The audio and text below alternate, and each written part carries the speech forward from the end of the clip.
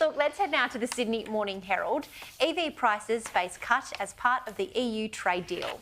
The price of high-end electric vehicles could be dramatically reduced as a result of trade negotiations with the European Union, as the federal government mulls slashing the controversial luxury car tax or potentially scrapping it for low-emissions vehicles.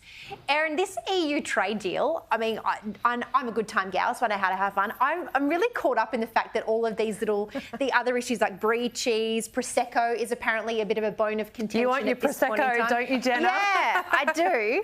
But cheap EVs, I think I also want cheap EVs. I think this is a bread and butter Fairfax, Channel 9 paper story. Between you, your brie and your Prosecco and your EV, I believe you what we might call a champagne socialist, Jenna.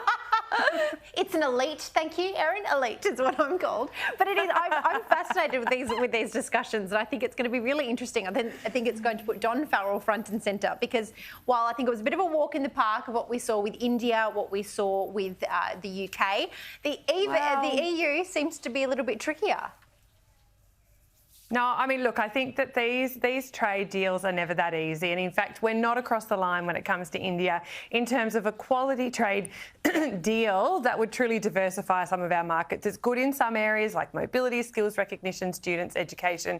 Great. Yep. Those industries are worth about $30 billion a year compared to $150 billion in iron ore. So, yes. But I do understand from the EU trade deal that it's actually not going that well. And I believe that it's got to do with not getting a great deal for Australian farmers and agricultural industry here. So that's what I was reading in the paper today about this particular trade agreement. Would it be great for EV vehicle prices to go down? Sure, because no one can actually afford one here who's the average person.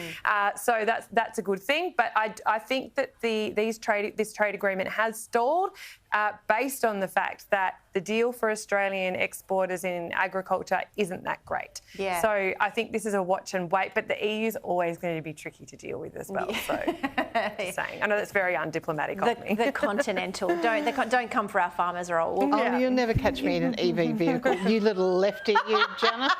I'm going to keep my broom for as long as I can. Fair enough.